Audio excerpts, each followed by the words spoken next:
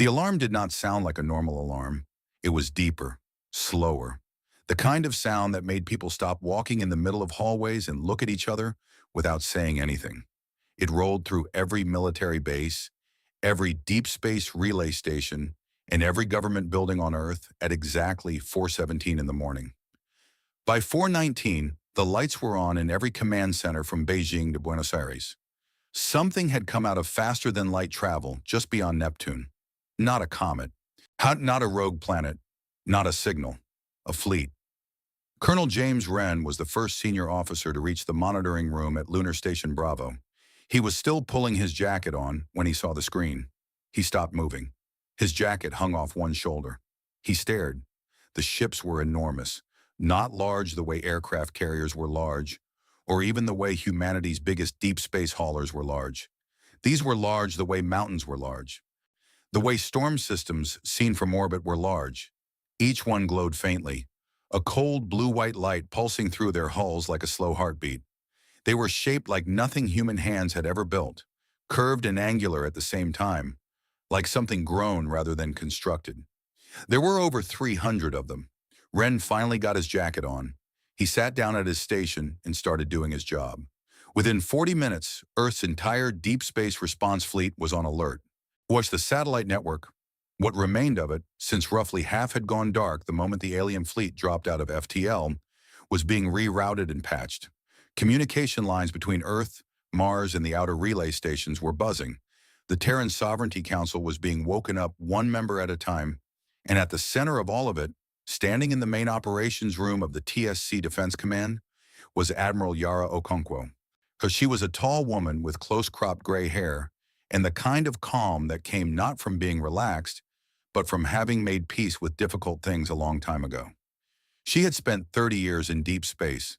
She had seen equipment failures, solar flares, hull breaches, a near collision with a Kuiper Belt object the size of a city block. She did not rattle easily. She looked at the fleet on the screen and said quietly, "Get me a full mass reading on the lead vessel. And someone find out why half our satellites went dark. Was it them, or did we have a cascade failure?" It was them. The energy output from the fleet's FTL exit had been enough to overwhelm half the satellite network's shielding. Not an attack, just the side effect of existing near human technology. That, Okonkwo thought, was useful information. The fleet did not move after it arrived. It simply sat there, beyond Neptune, enormous and glowing, and absolutely still. No weapons fire, and no aggressive approach. Nothing. They had arrived and then waited, as if they had all the time in the universe and knew it. The first signal came 6 hours later. It came through every frequency at once. Radio, microwave, even a few bands humanity barely used. It carried its own translation matrix embedded inside it, a self-decoding packet of language and meaning that Earth systems cracked in just under 9 minutes. Whoever had sent it had clearly done this before. Many times. And when the translation came through, it was read aloud in the operations room by a young signals officer named Kenji Park. His voice was steady, though his hands were not. "Children of the Third World, you have been observed from afar for many cycles of your star. You are young, you are small. The galaxy beyond your small light is vast, and it is not kind to the young and the small. We are the Valthari Concord. We are old, we are many. We have walked between stars since before your species learned to make fire. We extend to you now the shield of accord, the ancient right of shelter. You will be brought under our protection. You will be safe. This is our gift to you. You are no longer alone." Kenji finished reading. The room was very quiet. Okonkwo stood with her arms crossed, looking at the translated text on the screen. She read it again. Then she read it a third time, slowly, with the way she read maintenance reports when something didn't quite add up. Then she uncrossed her arms and said, "Get me a live channel." Someone said, "Admiral, we don't know what they—" "Get me a live channel," she said again. The same tone, the same calm. They got her a live channel. She stood in front of the primary broadcast array. Behind her, every officer in the room had gone completely still. On screens across Earth, Mars, and every relay station that still had power, people were watching. Are billions of them awake now, gathered around screens in living rooms and break rooms and cockpits and control decks, waiting. Okonkwo leaned slightly toward the array. She did not clear her throat. She did not pause for effect. She just spoke, her voice even and direct and genuinely curious. This is Admiral Yara Okonkwo of the Terran Sovereignty Council Deep Space Response Fleet. We have received your message. We appreciate the gesture. We have one question before we continue. She paused, just for a breath. Protected from what, exactly?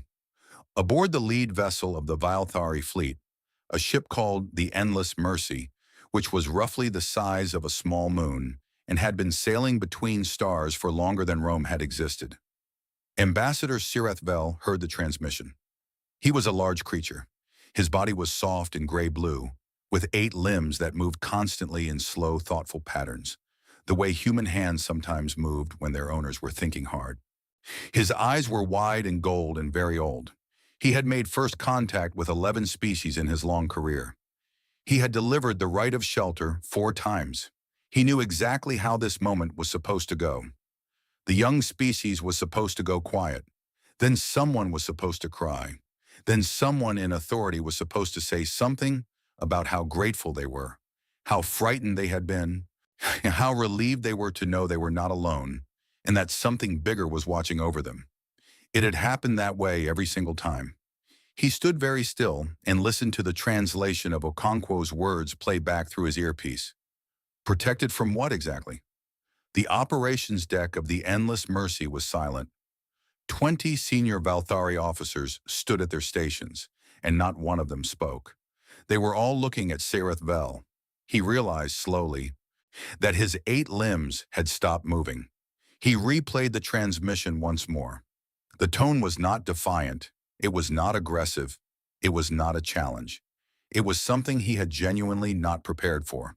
It was a practical question. The humans were not afraid. They were not relieved. They were not grateful or overwhelmed or trembling with awe at the size of the fleet sitting at the edge of their solar system. They simply wanted to know more information before they made a decision. So Sarath Vel was quiet for a long time. Then he turned to his communications officer and said, in a voice that was much more careful than the one he had used before, "Draft a response and pull everything we have on this species. Everything." He looked back at the small blue-white dot on the star map, the 3rd planet from its sun. Small, unremarkable at first glance. "I think," he said slowly, "we may have miscalculated. The shuttle that carried the human delegation up to the Endless Mercy was a small, gray, slightly dented thing that looked like it had been repaired more than once, and was not ashamed of it." Sirath Vel watched it dock from the observation deck. He had been told 3 humans were coming. He had expected military dress, formal uniforms, perhaps some kind of ceremonial guard. What came through the docking corridor was a tall woman in a white coat carrying a bag so full of equipment it kept hitting the sides of the hallway. A broad-shouldered man in a plain dark jacket who walked the way soldiers walked, even when they were trying not to. And a smaller woman with short hair and grease on her left hand, who was already looking at the walls of the ship with the focused, hungry expression of someone pricing furniture at a market. Their names were Dr. Priya Nair, Captain Thomas Reyes, and Engineer Hana Sato. They were, Sirath Vel had been told, Earth's diplomatic team. He greeted them at the corridor entrance with the full formal posture of a senior Valthari ambassador. All 8 limbs arranged in the pattern of welcome and respect, a gesture that had made hardened alien warlords bow their heads. Dr. Nair smiled warmly and asked if the bioluminescence in his skin was voluntary or automatic. Reyes shook his forward limb in the human greeting style, firm and brief. Sato was already crouched down looking at a panel on the wall. "Is this the power routing for the corridor section?" she asked, pointing at a seam in the panel. "It is," Sirath Vel said, after a pause. "Interesting layout," she said, standing back up. "Sorry, love a good power system." Sirath Vel led them to the briefing hall. The briefing hall of the Endless Mercy had been designed a very long time ago for exactly this purpose. High ceilings, soft, neutral lighting, wanted curved walls that could display images on every surface at once, wrapping the room in whatever the presenter needed to show. It had been built to be impressive.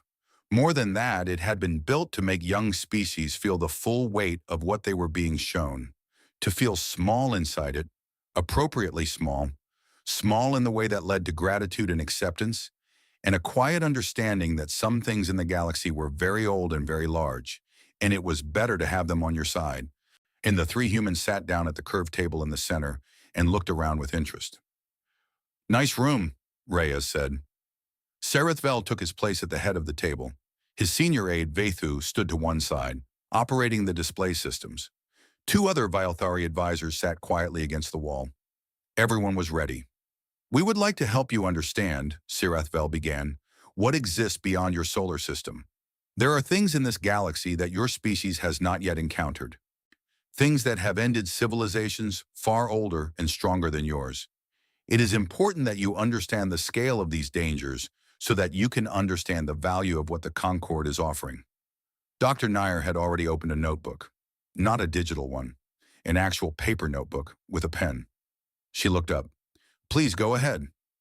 Serathvel nodded to Vathu. The Kreth filled the walls of the room. Vathu had pulled the most striking visual record available. A Velthari observation drone's footage of the Kreth consuming a dead world, the swarm moving across the surface like a living tide, dark and endless, stripping everything it touched down to bare rock.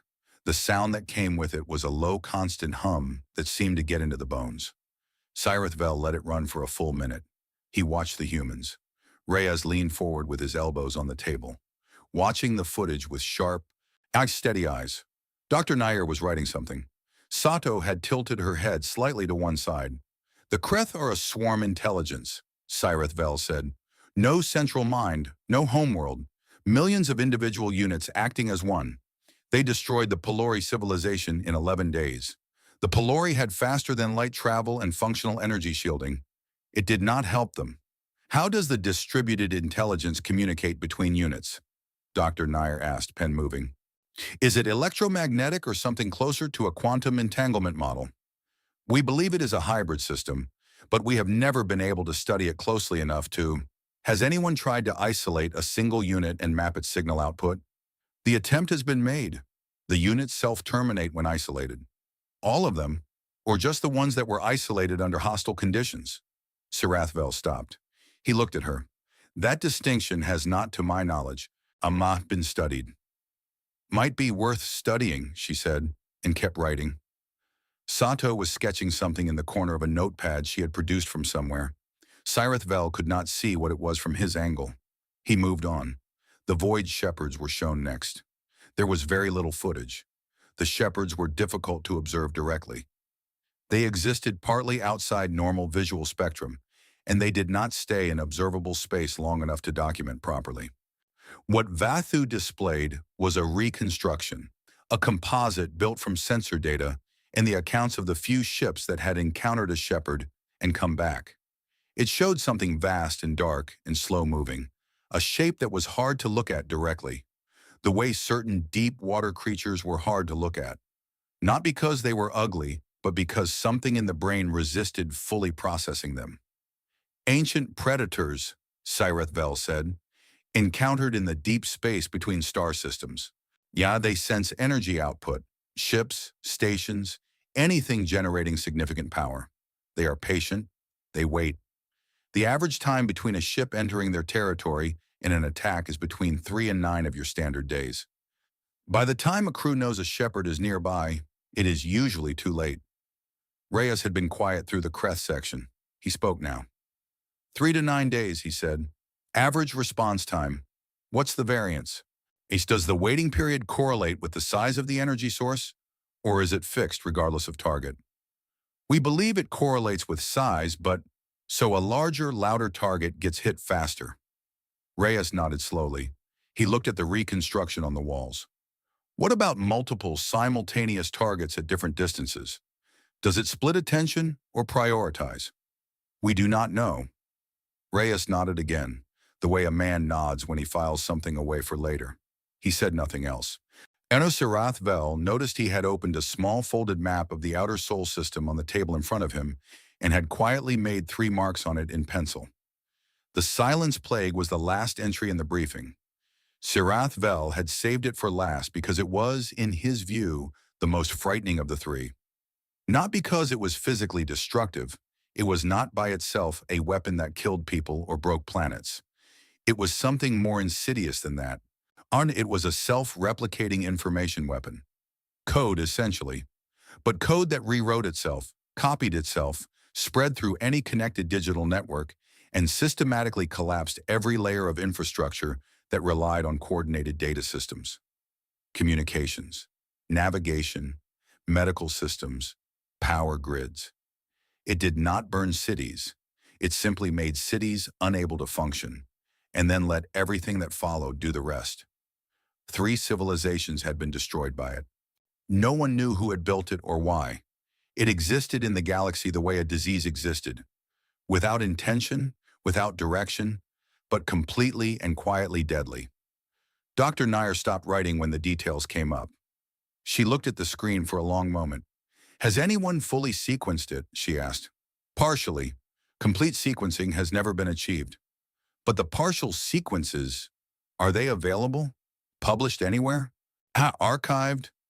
They exist within Valthari restricted research files. We'd like access to those, she said. She said it the same way she might ask for a library book. Not demanding, not aggressive, just clear and direct, and already moving on to the next question. Has anyone tried a contained sandbox environment, fully air-gapped, no external connections, to observe the full replication cycle? Sirath Vel was very still. That would be extraordinarily dangerous. Sure, she said. But has anyone tried it? The room was quiet. Vaithu, behind Sirath Vel, made a very small sound that was not quite a word. Sirath Vel looked at the 3 humans at the table. Reyes with his pencil marks on the star map. Nair with 3 pages of notes already filled. Sato, who had just turned her notepad around to show Nair what she had been sketching, a rough but recognizable diagram of some kind of dispersal device, clearly inspired by the Kreth footage, with small, neat labels written beside each component. Nair looked at the sketch, tilted her head, and pointed at one section. Sato nodded and added something to the diagram. Sirath Vel turned slowly to Vaithu. Vaithu leaned close and whispered in their own language, Sir, are they planning to fight all of these things? Sirath Vel watched Hanasato flip to a new page and begin a second sketch. He watched Priya Nair underline something in her notebook 3 times. He watched Tomas Reyes make a 4th mark on his star map, and then sit back with the expression of a man who has understood something and found it satisfying. He replied to Vaithu in a voice that was barely above a breath. I don't think they're planning to, he said.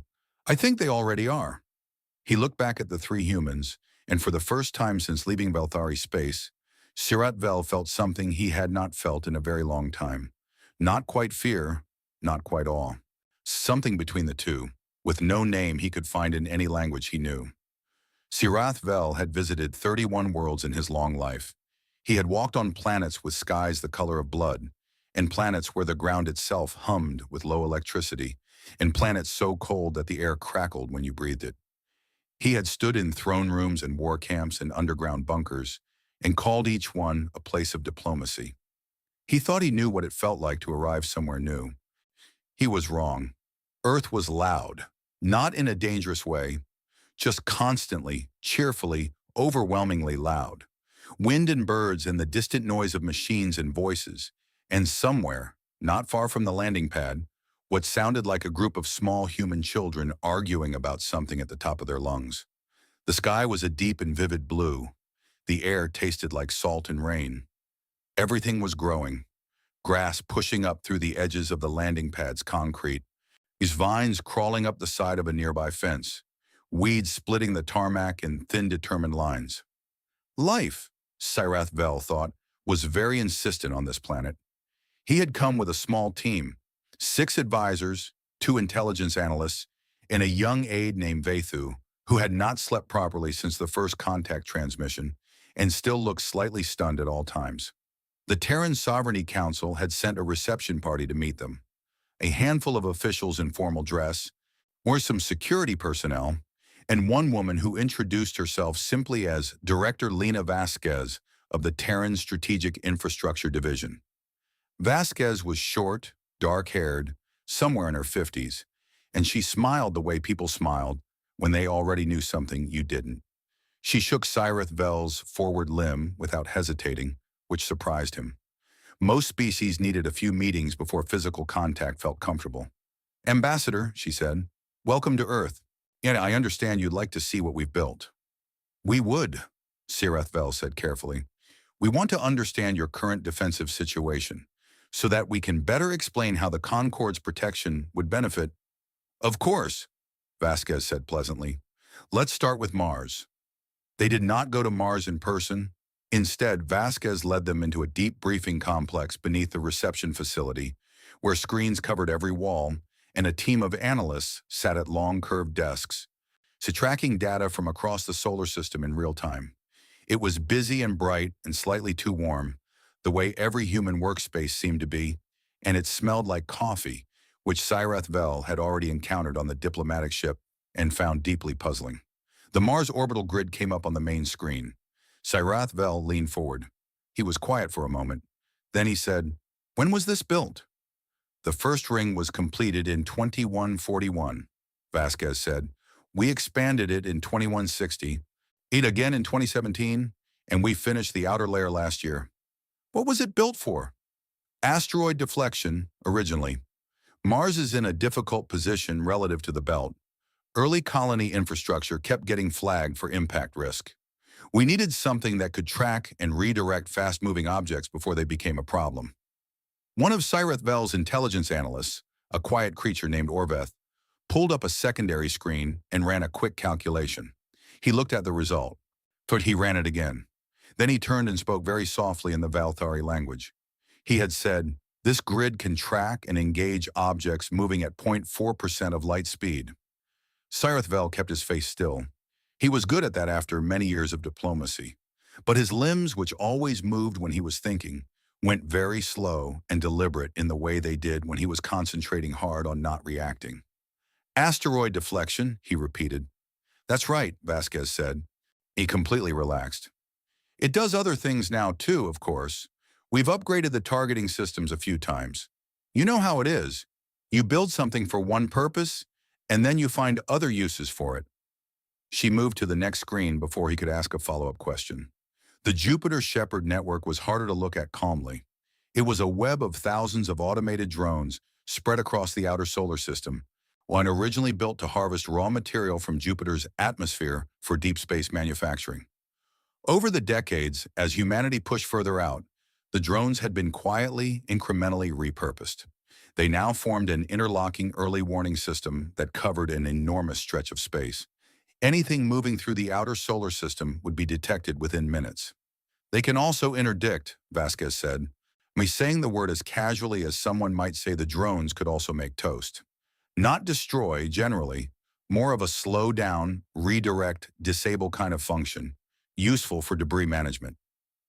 Vathu, Cyrith Vell's young aide, leaned over and whispered, "Sir, that network would have detected our fleet before we dropped out of FTL." "Yes," Cyrith Vell said quietly. "I know."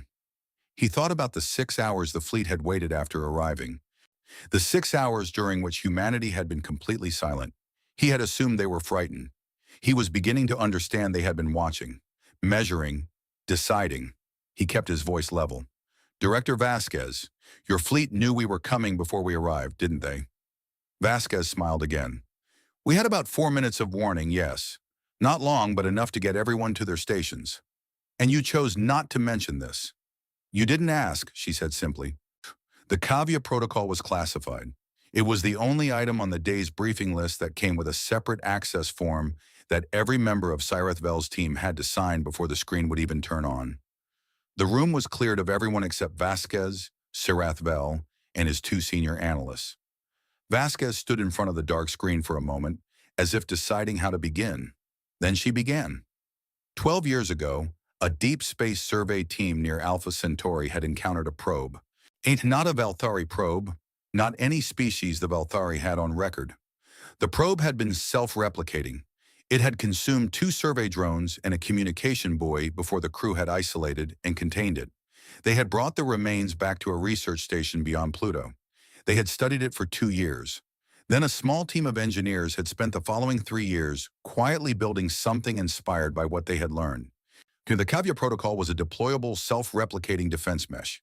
It could be seeded into any region of space, and within 72 hours would expand into a network capable of identifying, isolating, and neutralizing foreign self-replicating technology. It had never been used in a real conflict. It had, however, been tested extensively against simulated threats, and the results were in the files that Vasquez now handed across the table. Sirath Vel looked at the files. He did not look at them for long. He did not need to. He set them down and looked at Vasquez. Why did no one know about this probe encounter? This should have been reported to the wider galactic community. Vasquez looked at him with genuine curiosity. To who? You're the first contact we've had. We didn't know there was a wider galactic community to report to. The room was quiet. Sirath Vel thought about what that meant. And this species had encountered a potentially catastrophic self-replicating alien technology 12 years ago, completely alone, with no guidance, no backup, no one to call. And they had contained it, studied it, learned from it, built something better because of it, and then filed it under classified and gone back to work. He looked at the walls of the briefing room, at the analysts outside, moving between screens, tracking the solar system with steady professional focus. Watch right at the weeds he had seen splitting the landing pad concrete on the way in. He thought about what Council Chair Volkov had said to him that morning when the tour began, when Sirathvel had asked how long humanity had known the universe was a dangerous place. Volkov had not hesitated even slightly, since we looked up. Sirathvel was quiet for a long moment. Then he asked Vasquez very carefully, the question he had actually come to Earth to answer, the one he had been building toward all day without fully admitting it to himself. Director, in your honest assessment, does Earth need the Concorde's protection? Vasquez thought about it. She was honest enough to actually think about it, which he appreciated. We'd value the partnership, she said, the information sharing, the relationship. There's plenty out there we don't know yet, and we're not too proud to admit that. She paused. But protection? She tilted her head slightly. From what exactly? Sirath Vel sat very still. He had heard those words before. He had a feeling he was going to keep hearing them. Outside, faintly, the sound of children arguing drifted in through the walls, and somewhere a bird was singing, and the planet went on being loud and alive and completely, stubbornly, magnificently unafraid. News travels fast between the stars, but not always in straight lines. It moves through traders and scouts and wandering relay stations. It moves through the quiet back channels of species who never speak publicly, but always listen. It moves through the old and careful networks of civilizations that have survived long enough to know that knowing things early is the difference between living and not living. And so within a few weeks of the Vialthari Concorde making contact with the small blue world in the unremarkable solar system at the edge of the Orion Arm, the news had reached places the Concorde had not intended it to reach. New species, third planet, single star system, young, soft-bodied, short-lived. Those were the first details that spread. Those were the details that made certain kinds of civilizations pay attention. In the darker corners of the galaxy, soft-bodied and short-lived, were not descriptions that inspired caution. They inspired appetite. The Kreth noticed first. The Kraith were not a species in the way most civilizations use that word. They had no homeworld anymore. They had consumed it long ago, the way they eventually consumed everything they touched. They were a swarm, millions upon millions of individual units, each one small and simple and not very intelligent on its own, but together forming something that thought and planned and hunted with terrifying efficiency. They had ended civilizations, not defeated them, not conquered them, ended them. When the Pelori were gone because of the Kreth, the Sunward Collective was gone. 14 other species whose names were now only found in Valthari historical records were gone, swallowed and broken down and converted into more Kreth. When the Kreth heard about the new species, they did what they always did. They sent a probe swarm. It was not a large one, a few thousand units, enough to test defenses, map the system, find weaknesses, and report back. It was a standard scouting run, and they had done it hundreds of times. The probe swarm entered the outer edge of the Sol system quietly, spreading out the way smoke spreads, thin and almost invisible, drifting in on a trajectory that avoided the main sensor lines. Almost avoided them. The Jupiter Shepherd network found 3 units in the first hour. Then it found the rest. What happened next took 11 hours. The Kreth received fragmented signals from the probe swarm as it moved deeper into the solar system. Flashes of data, short bursts of information, nothing complete. This was not unusual. Defense systems often damage probe units. The Kreth expected losses. What they did not expect was silence. Complete silence. Every single unit, gone. Not destroyed, not scattered. The Kreth could track destruction, could read the energy signatures of their units being broken apart. This was different. This was each unit going dark one by one, in a pattern that moved inward through the solar system like a slow, deliberate sweep. Whatever was taking them apart was doing it carefully, methodically, almost as if the humans wanted to make sure the job was done properly before moving on to the next one. The last signal the Kreth received from the probe swarm was a single unit somewhere in the asteroid belt, transmitting for just long enough to send back one image before it too went dark. The image was of its own casing, split open along a perfect line, clean, precise, where the internal systems removed and laid out beside it in a neat row, like a collection. The Kreth looked at that image for a long time. Then they looked at the asteroid belt, where the fragments of their probe swarm were drifting in pieces. Not destroyed, not burned, but carefully, surgically disassembled and left in a loose cluster, like something set on a table, like a message. The Kreth did not send a second probe swarm. They held a long internal communication instead, over the kind that took days because of how many units needed to contribute. At the end of it, they moved their nearest cluster 60 light-years further from the Sol system than it had previously been positioned. They did not announce this to anyone, but people noticed anyway, because people in the galaxy always noticed when the Kreth moved away from something. The Void Shepherd had no name for itself. It was old enough that names had stopped mattering. When it lived in the dark spaces between star systems, in the deep cold, where nothing moved and nothing grew, drifting for decades at a time in something that was not quite sleep and not quite waking. It was patient in the way that only very old and very powerful things could be patient, completely without effort, without boredom, without need. When it was hungry, it moved toward light, toward the warm, busy systems where young civilizations built things and traveled between planets and generated the kind of rich, complex energy signatures that the Shepherd found satisfying. It would drift into the outer edges of a system. It would wait. Eventually, something would come far enough out, and the Shepherd would take it, and then it would drift back into the dark and sleep again. It had done this for 6,000 years without anything ever pushing back. It moved toward the Sol system because the energy signatures were interesting, rich and layered, more complex than it expected from something so young.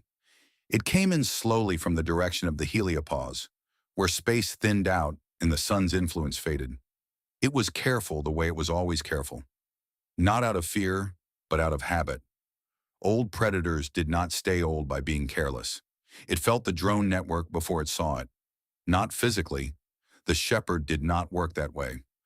It felt the attention of the network the way a person walking through a dark forest might suddenly feel that something in the trees was watching them. A shift in the quality of the silence. A subtle wrongness in the way the dark sat around it. The Shepherd stopped moving. It held perfectly still and began to examine what it was feeling. The network was vast. It was layered. It was awake in a way that most automated systems were not. There was something almost alive about how it paid attention, how it tracked, how it had already, it now realized, been tracking the Shepherd for longer than the Shepherd had been aware of the network. That had never happened before. Something in the network shifted, a change in signal pattern, a tightening of focus. Whatever it was, it knew exactly where the Shepherd was, and it was now pointing at it with the calm, unhurried precision of something that was very good at what it did and was not in any hurry. The Shepherd retreated. It moved back the way it had come, slowly at first, then faster, out past the heliopause and into the deep dark. It did not understand what it had felt. It only knew that the normal rules had not applied, and when the normal rules did not apply, old predators left It did not return. Captain Thomas Reyes was back aboard his ship, the TSC Resolute, running patrol along the outer system boundary when the message came in.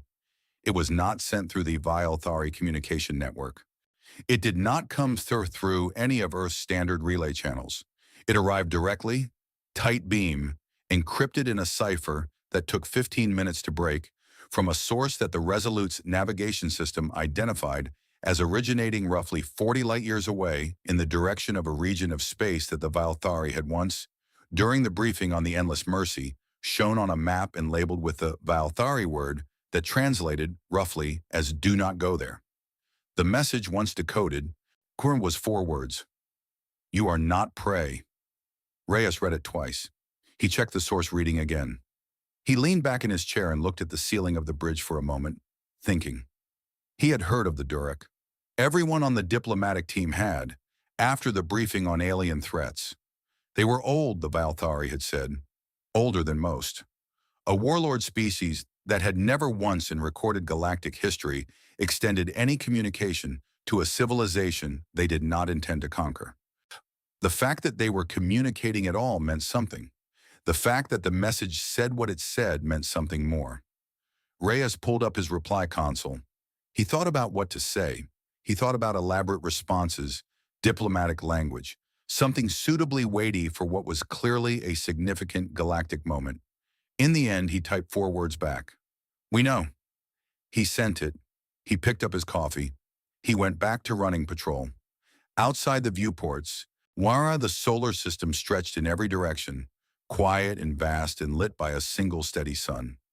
Somewhere out there, things that had ruled the dark for thousands of years were looking at this small system and making new calculations. Somewhere out there, the rules of the galaxy were shifting in ways that nobody had quite predicted. Reyes drank his coffee. He had reports to file. The second summit was nothing like the first. The first time the Vialthari had come to the Sol system, they had arrived with 300 ships, ceremonial light formations, and a formal transmission that was designed to fill a young species with wonder and gratitude and a very clear sense of its own smallness. It had been grand and deliberate and carefully rehearsed. The way the rite of shelter had always been performed across 10,000 years of galactic history. This time, Sirath Vel came alone. 1 ship, no formation, no ceremony. When he requested a landing slot through standard communication channels, the same way a cargo hauler would, and when the Terran Sovereignty Council sent back a confirmation, he landed at the same facility as before, and walked down the same corridor, and stood in the same warm, slightly too bright reception room that smelled like coffee. Council Chair Dmitry Volkov was waiting for him. So was Admiral Okonkwo. So were Nair, Reyes, and Sato, which Sirath Vel had not expected but found, on reflection, entirely appropriate. He stood in front of them, and he did not arrange his limbs in any formal pattern. He did not open with the traditional phrases. He had spent a long time on the journey to Earth deciding how to begin. And in the end, he had decided that this particular species would respond better to honesty than to ceremony. He said, "I came to tell you that we were wrong about you." The room was quiet. Volkov nodded slowly, the way he did when he was listening carefully. Okonkwo said nothing and waited. "We came here believing you were children," Sirath Vel continued, "young and frightened and in need of guidance. We have offered the right of shelter to species in that condition before, and it has always been received with relief. We expected the same from you." He paused. "We were wrong. Not about your age. You are young by galactic measure, but youth and vulnerability are not the same thing, and we confuse them." Nair was not taking notes this time. She was just listening. That meant something, Sirath Vel thought. She was a person who was always taking notes. "What changed your mind?" Volkov asked. "Many things," Sirath Vel said. "Your Mars grid, your drone network, the probe you recovered near Alpha Centauri and said nothing about because there was no one to say it to." He paused again. "And the fact that 3 of the galaxy's most dangerous threats have, in the past several weeks, quietly moved away from your system or gone silent without a single shot being fired." Reyes, standing near the wall with his arms crossed, allowed himself a very small smile. "The Kreth," Sirath Vel said, "have not sent a second probe. The void shepherd that approached your outer system has not returned, and the Durek, who have not voluntarily communicated with a young species in living galactic memory, sent you a direct transmission. He looked at Reyes. We intercepted it. Kira, and your reply? Reyes shrugged mildly. It was accurate. It was, Sireth Vel agreed. That is precisely what concerns the Concord, not in a hostile way. But when the Durak decide that something is not prey, the rest of the galaxy listens. You have, without planning to, without any diplomatic effort at all, achieved in a few weeks what some civilizations spend centuries trying to achieve. He let that settle. You are being taken seriously. Volkov offered tea. Sirath Vel did not drink tea but held the cup because the gesture seemed important to the humans. And he was learning that human gestures were almost always important in ways that were not immediately obvious. They sat down. The formal energy left the room somewhat. Sato put her feet up on the edge of her chair, which Vaithu, watching from the doorway, found deeply confusing, and which Sirat Vel was no longer surprised by at all. You said we were wrong about you, Okonkwo said. So what are you offering now, not the right of shelter? No, Sirathvel said, not shelter, something different. He set his teacup down carefully. A partnership, between equals. Nobody in the room laughed or dismissed it. Nobody looked surprised. They looked like people who had expected this conversation eventually and had quietly been thinking about how they wanted to approach it. The Concord is old, Sirathvel said.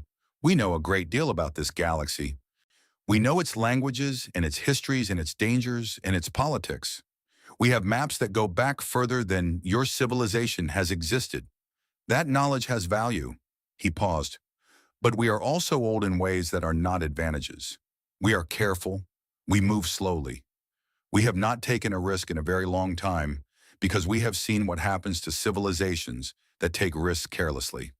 He looked around the room. You are not careful, by Vilthari standards.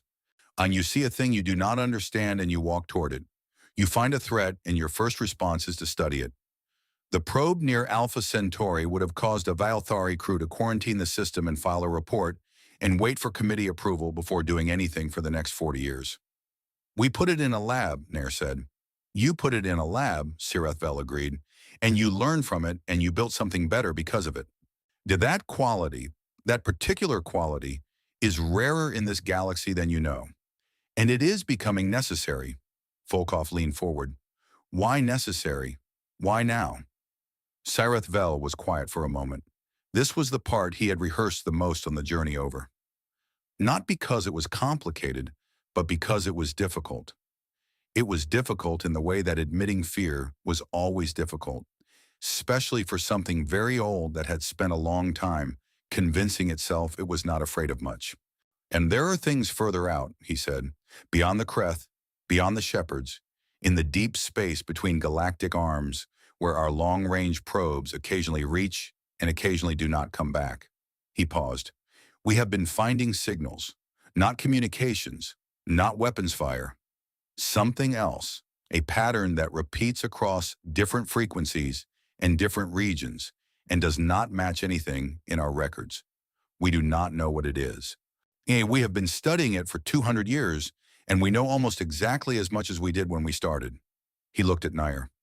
We thought perhaps people who put unknown alien probes in labs might have a different approach. Nair had gotten her notebook out without anyone noticing. She was already writing. Okonkwo stood by the window while Volkov and Sirath Vel worked through the formal language of what a partnership would actually look like. Shared data access, communication protocols, and joint research frameworks. It was careful, detailed work, and both of them were good at it. She looked out at the landing field.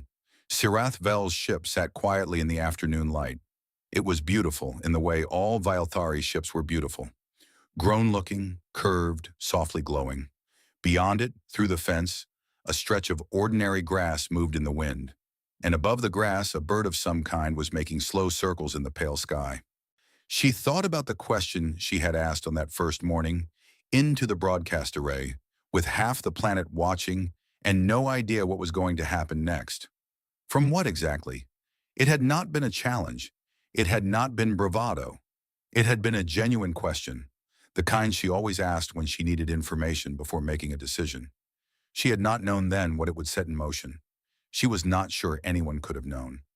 Reyes appeared at her shoulder, following her gaze out the window.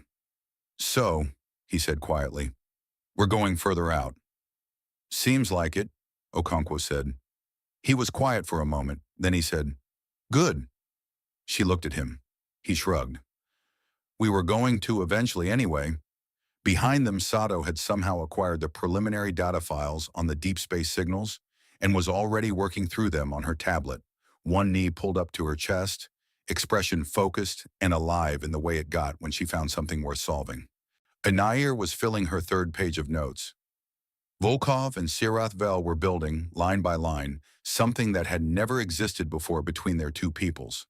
And outside Vaithu, the young Vilthari aide who had been there from the very beginning, who had whispered his frightened question in the briefing hall of the Endless Mercy and never quite recovered from the answer, stood at the edge of the landing field in the afternoon light. Anhanasato had found him before the meeting started and handed him a thick folded document without ceremony. He had unfolded it and stared at it for a long moment. It was the complete blueprints for the anti-swarm dispersal cannon she had sketched in the briefing hall. Detailed, precise, annotated in her small, neat handwriting. At the bottom she had written, "We built 6. Here are the specs. Build as many as you want."